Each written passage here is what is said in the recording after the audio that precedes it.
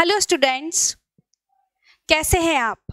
Welcome to my biology class. मैं आकांक्षा आज आपको बीएससी फर्स्ट ईयर का जो टॉपिक है जेनेटिक्स उसके बारे में समझाऊंगी। आपको भी मेरे साथ बहुत अच्छे से समझना है, सीखना है, ताकि जो हमारा टॉपिक है वो अच्छी तरीके से हमारे 2-3 लेक्चर्स में कंप्लीट हो चुके।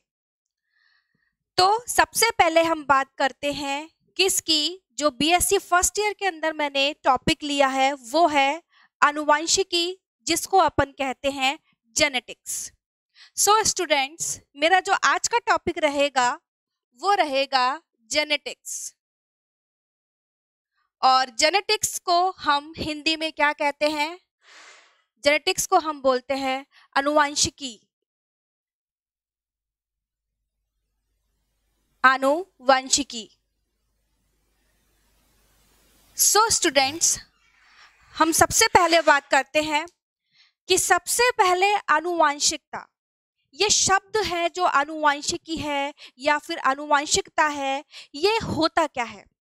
तो सबसे पहले हम बात करते हैं आनुवंशिकी की जीव विज्ञान की वह शाखा। ध्यान से सुनिएगा, जीव विज्ञान की वह शाखा जिसके अंदर अपन आनुवंशिकता का मतलब हेरिडिटी कैरेक्टर्स, कि जो कैरेक्टर्स माता पिता से बच्चों के अंदर आते हैं, उन सब के बारे में अध्ययन जो करेंगे या फिर जो स्टडी करेंगे वो हम किसके अंदर करते हैं?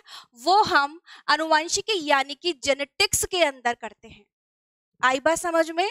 तो आनुवंशिकी का अर्थ क्या है कि हमें विज्ञान की, जीव विज्ञान की उस शाखा के अंदर स्टडी करनी है, उन गुणों की, उन लक्षणों की स्टडी करनी है जो कि माता पिता से संतति या फिर उसके बच्चों के अंदर आते हैं। तो इसे हम क्या कहेंगे? इसे हम कहेंगे आनुवंशिकी या फिर इसको जेनेटिक्स कहते हैं। उसके बाद एक शब्द जो आता है वो आता है आपका आनुवंशिकता। सो बच्चों, सबसे पहले नाम है हमारा आनुवंशिकता। आनुवंशिकता को हम कहते हैं हेरिडिटी। हेरिडिटी शब्द आपने सुना होगा। हेरिडिटी का मतलब क्या है? जैसे कोई सामान्य से कोई बीमारी है, जैसे आजकल हम बात करते हैं डायबिटीज की, तो डायबिटीज को भी अपन ये मान के चलते हैं कि आजकल इसे किस में रखा जाता है? हेरिडिटी कैरेक्टर्स के अंदर रखा जाता है। ऐसे ही आनुवंशिक जो बीमारी है, जैसे हम बात करते हैं हीमोफीलिया, वो भी एक आनुवंशिक बीमारी है जो बच्चों के अंदर कहां से आई है? जो बच्चों के अंदर आई है अपने माता पिता से। तो अब आपको यहां तक समझ में आया कि आनुवंशिकता क्या है, कि संतति जो गुण अपने माता पिता से ले रही है, पैतृक गुण ले रही है, प्राप्त करती है, उनकी ये प्रवृत्ति क्या कहलाती है? उनकी ये प्रवृत्ति कहलाती है हमारी आनुवंशिकता यानी कि हेरिडिटी। तो इतना तो आपको समझ में आ गया कि भाई आनुवंशिकी क्या, जिसके अंदर हम स्टडी कर रहे हैं ऐसे गुण जो माता पिता से बच्चों में जा रहे हैं। और आनुवंशिकता क्या? आनुवंशिकता क्या है? वो गुण हैं जो बच्चे अपने माता पिता से प्राप्त करते हैं। सिंपल सी बात हो गई। तो ये दोनों शब्द हो गए। अब अपन बात करते हैं सबसे पहले कि जो जेनेटिक्स है, तो जेनेटिक्स में आप सबसे पहले बात करेंगे कि भाई किन्होंने इसके बारे में पूर्णतया पता लगाया, एक्सपेरिमेंट किए। तो आप इसका नाम जानते हैं कि उनका नाम है Gregor John Mendel. Gregor John Mendel. और जो इनका जीवन काल था जो माना गया है वो क्या है? 1822 से 1884। नेक्स्ट हम बात करते हैं सबसे पहले कि जो ये चीज, जो जॉन ग्रेगोर मेंडल थे या ग्रेगोर जॉन मेंडल थे, इनको अपन आनुवंशिकी के क्या कहते हैं? जनक, फादर ऑफ जेनेटिक्स। तो सबसे पहले आप लिखेंगे, इनको आप क्या बोलेंगे? इनको आप बोलेंगे फादर ऑफ जेनेटिक्स। क्या बोलेंगे आप? फादर ऑफ जेनेटिक्स बोलेंगे। तो ये फादर ऑफ जेनेटिक्स कौन कहलाते हैं? Gregor John Mendel. क्यों कहलाते हैं? क्योंकि इन्होंने ही सबसे पहले जो है प्रयोग किए थे आनुवांशिकी के, और उनको लोगों को बताया था। स्टूडेंट्स, आपको ये पता होना चाहिए कि इन्होंने अपने जीवन काल में बहुत प्रयोग किए और उनको बताया भी, लेकिन इनके जीवन काल में रहते रहते इनको कोई भी किसी ने पूछा नहीं। क्यों नहीं पूछा? क्योंकि उस वक्त लोगों का ध्यान उत्परिवर्तन पर था। जो उत्परिवर्तन खोजने वाले, उनके कारण बताने वाले वैज्ञानिक थे, उनके ऊपर क्या था उनका फोकस। तो मेंडल ने जो परिणाम, जो प्रयोग किए, जो परिणाम, जो निष्कर्ष निकले, उस पर उन्होंने ध्यान ही नहीं दिया। तो इनके जीवन काल के रहने चला तब तक तो किसी ने नहीं पूछा, लेकिन उसके बाद में 3 वैज्ञानिक आए थे सन 1900 के अंदर। उन 3 वैज्ञानिकों ने मेंडल के नियमों की क्या करी थी? पुनः खोज करी थी। उनके बारे में भी हम क्या करेंगे? स्टडी करेंगे। तो सबसे पहले हम ये बात करेंगे कि फादर ऑफ जेनेटिक्स जो हमारे ग्रेगोर जॉन मेंडल हैं, उन्होंने किस पौधे पर कार्य किया। तो कौन सा पादप चुना उन्होंने? कौन सा प्लांट चुना? उन्होंने चुना मटर। क्या चुना उन्होंने? मटर, यानी कि पी प्लांट चुना। और इसका जो वैज्ञानिक नाम होता है वो क्या होता है? Pisum sativum. पाइसम सटाइवम, ये क्या है? इसका नाम है। तो हम सबसे पहले बात करेंगे कि पौधा जिसके ऊपर करी गई खोज वो कौन सा था? वो था मटर, यानी कि पी।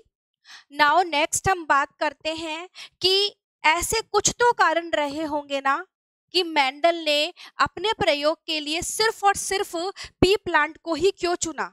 मतलब क्यों चुना गया पी प्लांट? तो बहुत सारे इसके कुछ कारण थे जिनको मैं एक करके करके आपको समझाऊंगी।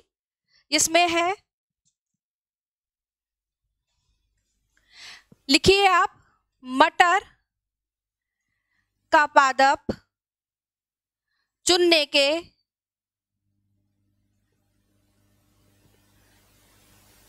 कारण। क्यों आखिरकार मटर के प्लांट को चुना?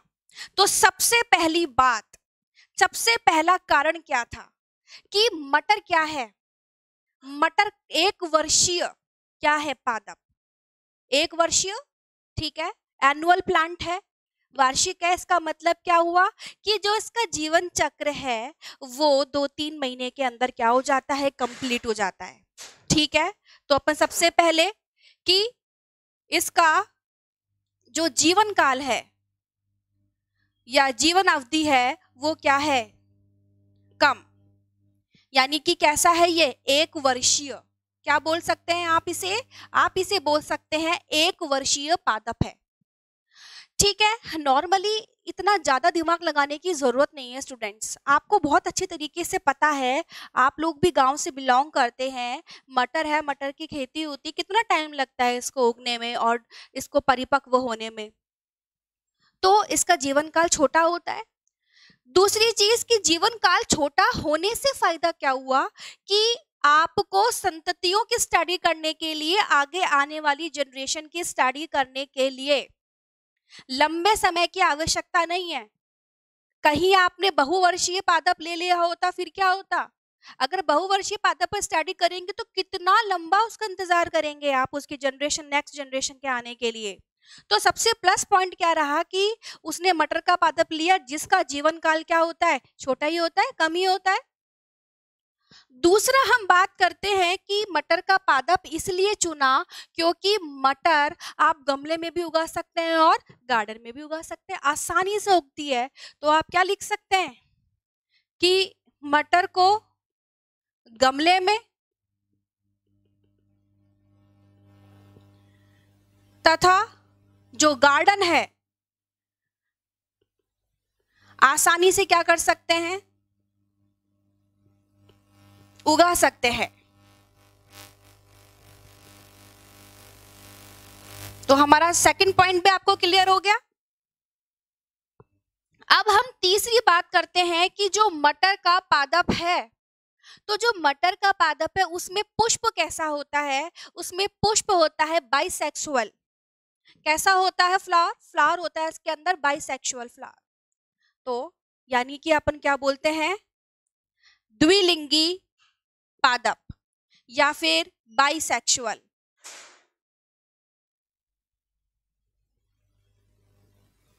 तो ये हो गया कंप्लीट कि तीसरा जो कारण है वो क्या था मटर को चुनने का, कि बाइसेक्सुअल फ्लावर है, ये बाइसेक्सुअल प्लांट है। इसका मतलब ये होता है सिंपल सी भाषा में कि एक जो फ्लावर है आपका, जो एक पुष्प है, उसके अंदर दोनों ही जननांग पाए जाते हैं, दोनों ही रिप्रोडक्टिव ऑर्गन पाए जाते हैं। ठीक है, दोनों ही रिप्रोडक्टिव यानी कि मादा जननांग और नर जननांग, या फिर आप कह सकते हैं कि गायनोशियम और एंड्रोशियम दोनों एक ही फ्लावर के अंदर पाए जाते हैं। उसको अपन क्या बोलते हैं? बाइसेक्सुअल फ्लावर या फिर द्विलिंगी पादप पुष्प कहते हैं। क्लियर हो गई यहां तक की बात? उसके अलावा जो नेक्स्ट हमारा टॉपिक है इसका, कि चौथा कारण क्या था? मटर के पादप को चुनने का जो चौथा कारण था वो था स्टूडेंट, सबसे इंपॉर्टेंट, क्या कि इसमें स्वनिषेचन पाया जाता है। स्वनिषेचन उपस्थित। स्वनिषेचन का मतलब सेल्फ फर्टिलाइजेशन हो सकता है इसके अंदर, आसानी से होता भी सेल्फ फर्टिलाइजेशन ही है। अब आप इस शब्द का अर्थ समझेंगे कि ये स्वनिषेचन यानी कि सेल्फ फर्टिलाइजेशन है क्या। तो सेल्फ फर्टिलाइजेशन की जो हम बात करते हैं उसका मतलब है कि जो एक पुष्प है यानी कि फ्लावर है, उसमें जो परागकण है उसी पुष्प की वर्तिकाग्र पर चले जाएं। कहने का मतलब फ्लावर है, फ्लावर के अंदर जो पॉलन ग्रेन्स हैं उस फ्लावर के, उसके स्टिग्मा के ऊपर आके गिर जाएं और फर्टिलाइजेशन हो जाए, निषेचन क्रिया हो जाए, तो उसे आप क्या बोलेंगे? उसे आप बोलेंगे क्या? उसे बोलेंगे आप स्वनिषेचन यानी कि सेल्फ फर्टिलाइजेशन। लेकिन इसी के साथ साथ एक और इसके अंदर फायदा है कि इसमें स्वनिषेचन के साथ साथ क्या करा सकते हैं? स्वनिषेचन यानी कि स्वपरागण और परपरागण भी करवा सकते हैं।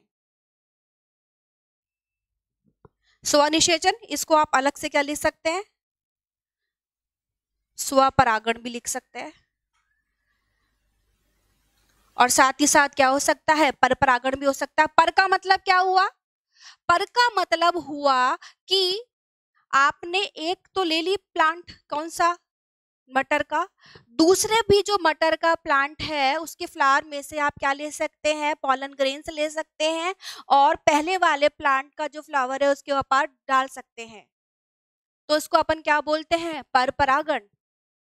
ठीक है, तो अपन बात करते हैं कि ये चीज भी क्या थी? बहुत बेनिफिशियल थी। किसके लिए? पी प्लांट के ऊपर एक्सपेरिमेंट करने के लिए। तो ये कुछ चीजें थी जिस कारण से किसको चुना गया? मटर को चुना गया एक्सपेरिमेंट के लिए। नाउ नेक्स्ट हम बात करते हैं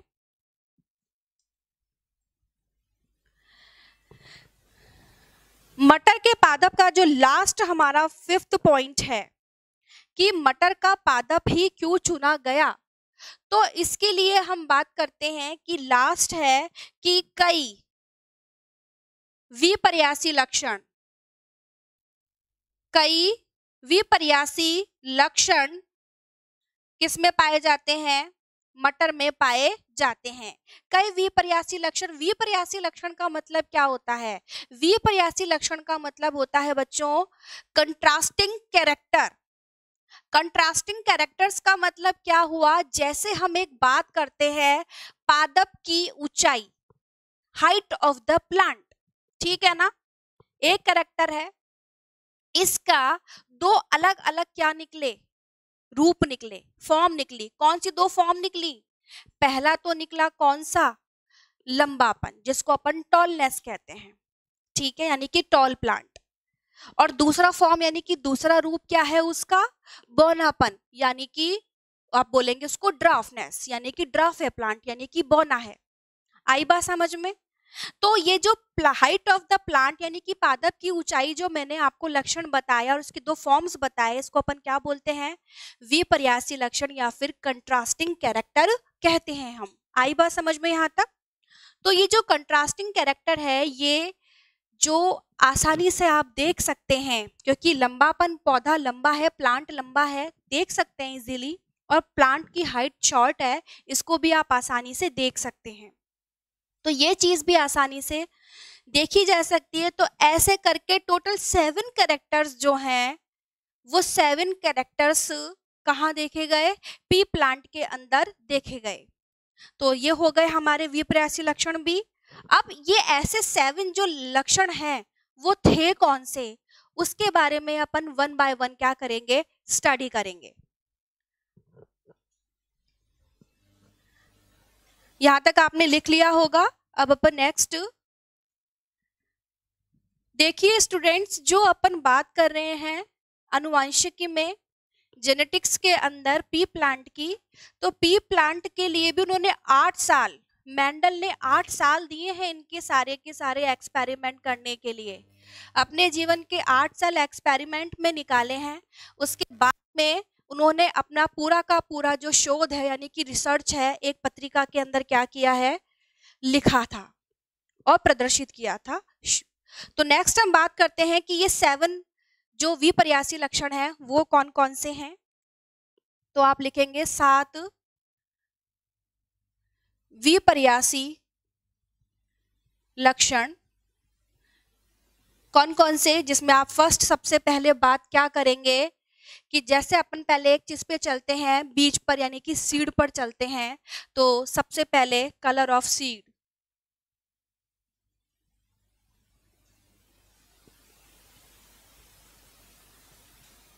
कलर ऑफ सीड हो गया। तो कलर ऑफ सीड के अंदर सबसे पहले आपको लिखने पड़ेंगे क्या? 2 चीजें इंपॉर्टेंट, प्रभावी यानी कि डोमिनेंट कौन सा है, और रिसेसिव गुण यानी कि जो अप्रभावी लक्षण कौन कौन से हैं।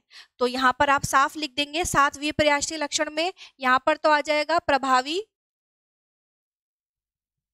लक्षण, और यहाँ पर क्या आ जाएगा? अप्रभावी लक्षण। सबसे पहले हम बात करते हैं कलर ऑफ सीड। सीड मतलब बीज, बीज का रंग। तो सीधी सीधी सी बात है, इसमें प्रभावी लक्षण कौन सा होगा? आपको भी पता है, पहले भी आपने पढ़ रखा है कि जो पीला कलर होता है, कौन सा? येलो, वो कैसा लक्षण है? प्रभावी लक्षण है। जबकि जो हम बात करते हैं ग्रीन यानी कि हरा कलर, कैसा है? अप्रभावी लक्षण है। ये प्रभावी और अप्रभावी जो लक्षण में बार बार ये नाम ले रही हूं, उसका मतलब क्या है? इसका मतलब ये है कि अगर किसी जनरेशन के अंदर प्रभावी लक्षण और अप्रभावी लक्षण साथ साथ आते हैं तो प्रदर्शित कौन सा होगा? तो प्रदर्शित होगा आपका कौन सा? प्रभावी। क्योंकि प्रभावी अपना क्या दिखाता है? प्रभाव दिखाता है, और अप्रभावी लक्षण को एक्सप्रेस होने से क्या कर देता है? रोक देता है। तो जहां पर मैंने पहली नाम लिया है किसका? कि बीज का कलर, कलर ऑफ सीड, तो येलो कौन सा है? डोमिनेंट, और ग्रीन कौन सा है? रिसेसिव।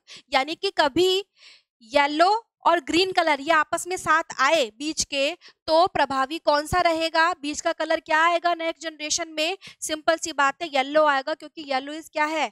येलो डोमिनेंट कैरेक्टर है, यानी कि प्रभावी लक्षण है। नेक्स्ट हम बात करते हैं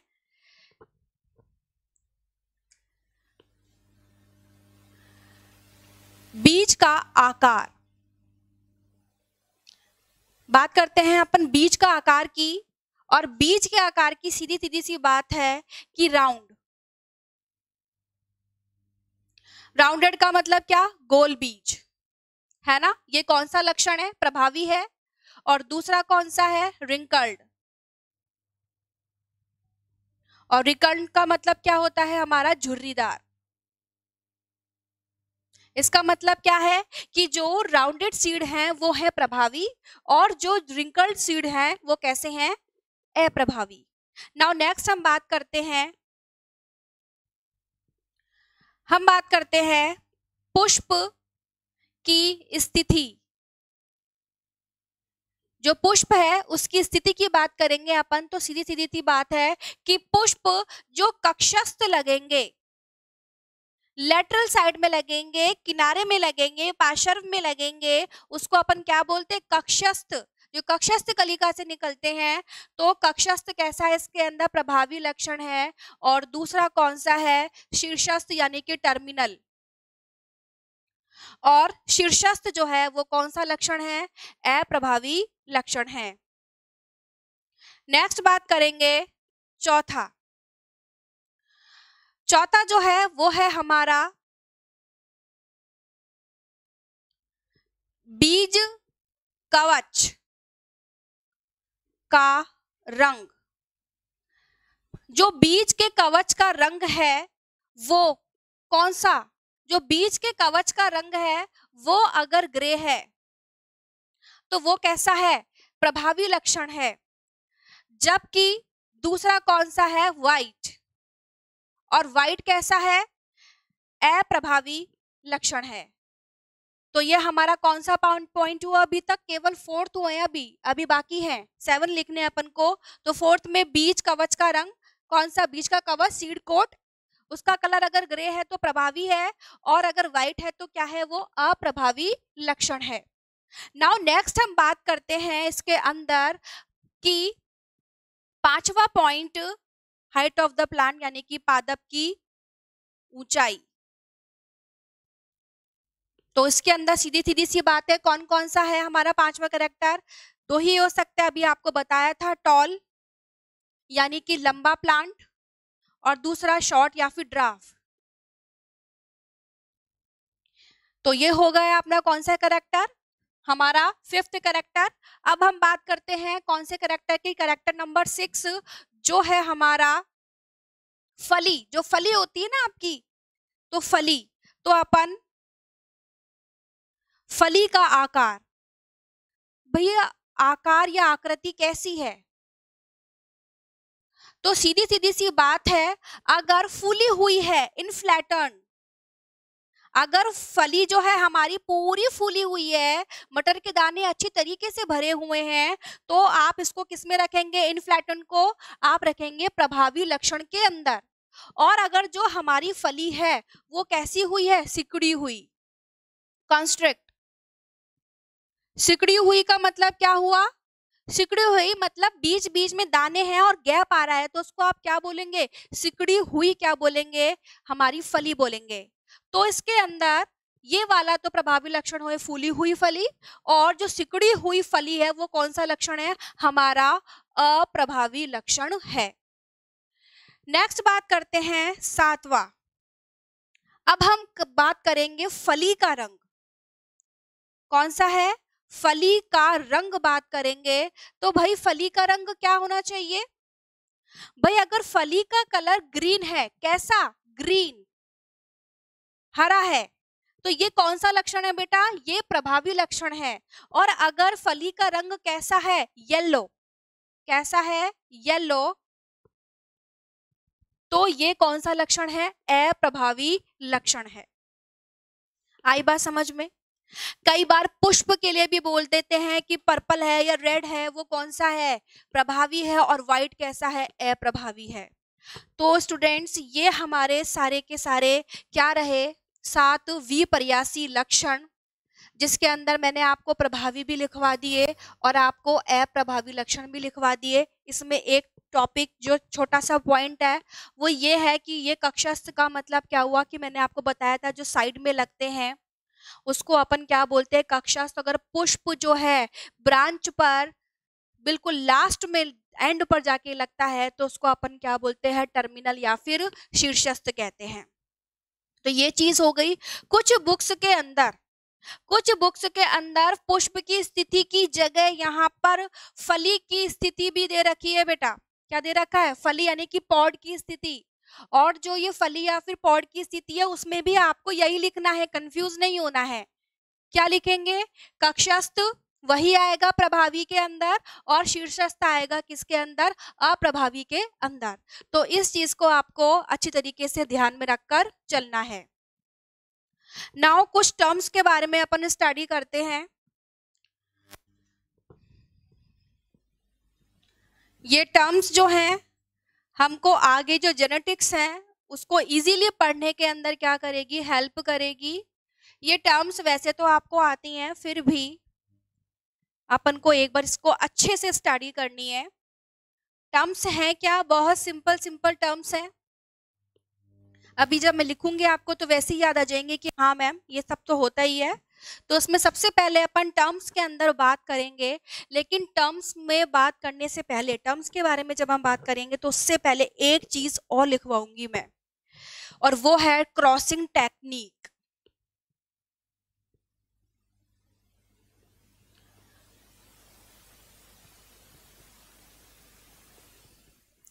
बेटा ये क्रॉसिंग टेक्निक होती क्या है?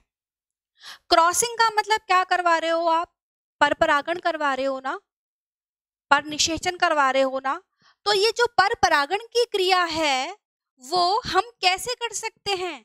क्योंकि अभी तो अपन ने यही पढ़ा है कि पुष्प कैसा है भाई, पुष्प है हमारा स्व निषेचन करने वाला ना, और अपन आसानी से क्या करवा सकते हैं, पर निषेचन करवा सकते हैं। तो उसके लिए करना क्या है? उसके लिए सिंपल, आपने यहां पर क्या लिया, फ्लावर, और आपको पता है कि फ्लावर के अंदर ये क्या कहलाते हैं, इसको अपन बोलते हैं स्टेमन, है ना। अब ये जो स्टेमन है और यहाँ पर बीच में ये जो स्ट्रक्चर मैंने बनाया है ये क्या है, हमारा गाइनोशियम है, पिस्टिल है, ठीक है। तो इसके अंदर ये वाला भाग कौन सा हो गया, स्टिग्मा, और ये क्या हो गया हमारा, ये हो गया हमारा एंथर, परागकोश जिसे कहते हैं। अब हमको कौन सी टेक्निक करनी है बेटा, पर परागण करवाना है। तो उसके लिए सबसे पहले हमें क्या करना पड़ेगा, जो ये मटर का पुष्प है उसमें से इन एंथर्स को हमें क्या करना पड़ेगा, हटाना पड़ेगा। किसकी हेल्प से हटाते हैं, चिमटी की हेल्प से इसको क्या करते हैं अपन, हटाते हैं। हटा दिया। अब इस पुष्प के अंदर, इस फ्लावर के अंदर क्या बचा, केवल और केवल गाइनोशियम यानी कि पिस्टिल बचा, यानी कि फीमेल रिप्रोडक्टिव ऑर्गन बचा। अब हम इसके ऊपर बटर पेपर की क्या लगा देते हैं, कैप। बटर पेपर की कैप लगा देना, स्टिग्मा को कवर कर देना, क्या कहलाता है, बैगिंग। क्या कहलाता है, बैगिंग कहलाता है। बैगिंग, ये आपने कवर किया क्यों है, हमने कवर इसलिए किया है ताकि और कोई दूसरा पॉलन ग्रेन इसके ऊपर ना आ जाए। अब हम क्या करेंगे, दूसरा जो पी प्लांट है उसका अपन क्या ले लेंगे, उसका पॉलन ग्रेन ले लेंगे। पॉलन ग्रेन लेने के बाद बेटा इस वाली कैप को हम रिमूव कर देंगे, हटा देंगे, और उसके ऊपर छिड़क देंगे, किसको, पॉलन ग्रेन्स को। तो यहाँ पर अपन क्या कर देंगे, पॉलन ग्रेन्स को छिड़क देंगे, ठीक है।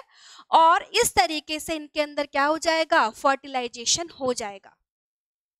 तो ये टेक्निक किसमें काम आती है, ये टेक्निक काम आती है क्रॉसिंग टेक्निक, ठीक है। अच्छा, एक और इंपॉर्टेंट चीज, जब मैंने यहाँ पर क्या प्रेजेंट थे, पॉलन ग्रेन यानी कि जो एंथर है, मैंने एंथर को क्या किया, रिमूव किया, ठीक है ना। और एंथर को रिमूव करना क्या कहलाता है, इमैस्कुलेशन। क्या कहलाएगा, इमैस्कुलेशन। तो एंथर्स को हटाना, चिमटी से बिल्कुल अलग कर देना, परागकोश को विपुंसन या फिर इमैस्कुलेशन कहलाता है। तो यहाँ तक आपको क्लियर हो गई कि क्रॉसिंग टेक्निक हम लोग कैसे करते हैं। नाउ नेक्स्ट हम बात करते हैं कुछ टर्म्स की।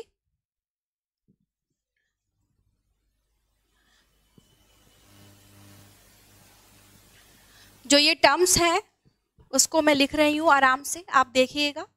सबसे पहले तो जो टर्म्स है उसमें अब मैं बात करती हूँ कि सबसे पहले कि जीन की। तो सबसे पहले मैं टर्म की क्या बात करूंगी, जीन। क्या है जीन,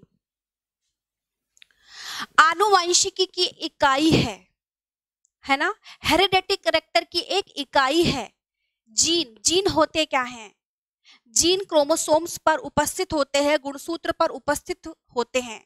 जीन बेसिकली है क्या? डीएनए खंड हैं।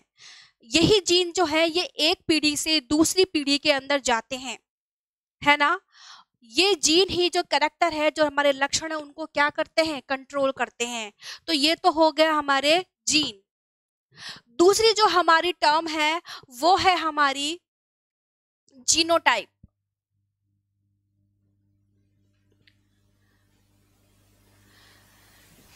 इन सब की डिटेल आपको आराम से ऐप पर मिल जाएगी, स्टडी मटेरियल में मिल जाएगी। अभी आपको मेरे साथ समझना है बहुत अच्छी तरीके से।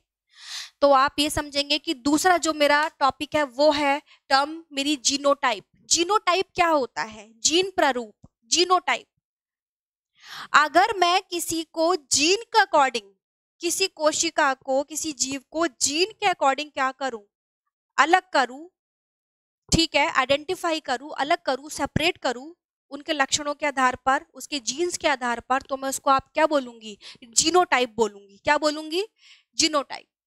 जैसे मैं बात करती हूं, क्या एक एग्जाम्पल देखिए तब आपको समझ में आएगा। मेरे पास में यहां पर 4 प्लांट्स हैं,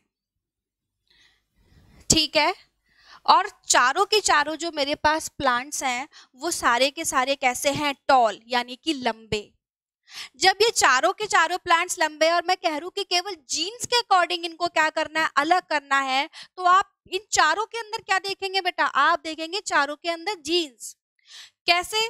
कैपिटल टी, कैपिटल टी यहां पर है क्या? यहां पर है? नहीं है। थर्ड वाले में है? बिल्कुल है। और फोर्थ वाले में है? बिल्कुल है। तो फर्स्ट नंबर, थर्ड नंबर और फोर्थ नंबर का जो प्लांट है उनका जीनोटाइप क्या है? सेम। लंबे तो हैं लेकिन जीन्स अगर मैं देखूं तो इनके सबके जीन्स क्या है? सेम। तो उसको अपन क्या बोलेंगे? जीनोटाइप। थर्ड जो मेरा है वो है फिनोटाइप। और फिनोटाइप को अपन क्या बोलते हैं? लक्षण प्रारूप। इसको अपन क्या बोलते हैं? लक्षण प्रारूप। और जीनोटाइप को अपन क्या बोलेंगे? जीन प्रारूप। ठीक है, तो ये जीन प्रारूप और ये लक्षण प्रारूप। तो लक्षण प्रारूप की मैं बात करूं तो मैं आपसे कहती हूं कि यहां पर एक प्लांट है, यहां पर एक प्लांट है, और यहां पर, ये मैंने 3 प्लांट लिए हैं बेटा। देखो ये भी कैसा होगा? टॉल। ये भी दूसरा वाला भी कैसा होगा? टॉल, लेकिन हाइब्रिड। और तीसरा वाला कौन सा होगा? ड्वार्फ। अब देखकर बताओ, देखकर बताओ कि मेरे पास में कितने लंबे प्लांट हैं और कितने छोटे प्लांट हैं। तो आप इन तीनों को देखकर बता सकते हैं कि दिखने में, बाहर से दिखने में कैपिटल टी वाला भी लंबा होगा, कैपिटल टी स्मॉल टी वाला भी लंबा होगा, क्योंकि टी क्या है? डोमिनेंट कैरेक्टर है, तो वो अपना क्या दिखाएगा? लक्षण दिखाएगा, दिखाएगा। और तीसरा कौन सा है?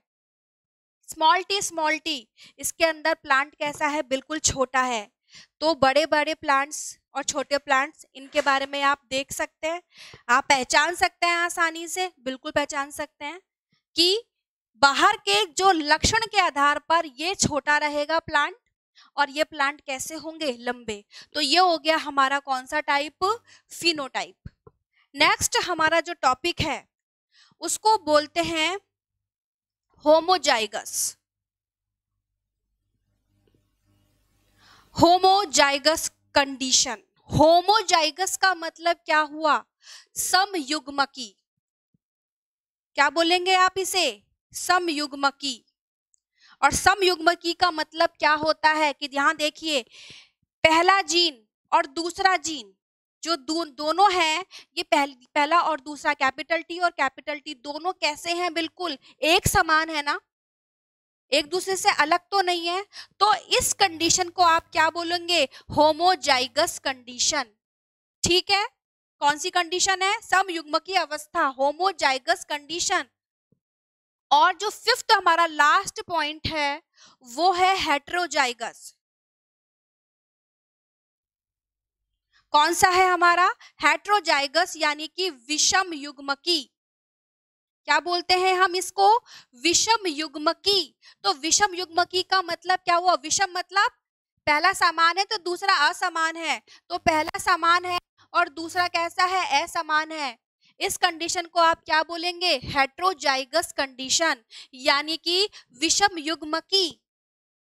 तो ये जो हमारे आज की टर्म्स थी, मैंने आपको आज केवल 5 टर्म्स ही करवाई हैं आज के वीडियो में। कौन कौन सी? Genes, genotype, phenotype, homozygous and heterozygous. ठीक है, आगे के जो मेरी वीडियो आएंगे जेनेटिक्स में, उसमें हम आगे की टर्म्स भी पढ़ेंगे, साथ ही साथ मेंडल ने जो अपने नियम दिए थे वो भी पढ़ेंगे। उसके अलावा उसके नियमों के जो विचलन थे उनके बारे में भी स्टडी करेंगे। वीडियो को अच्छे से देखिएगा और अगर कोई भी आपको प्रॉब्लम आती है तो कमेंट सेक्शन के अंदर आप मुझसे पूछ सकते हैं। Thank you.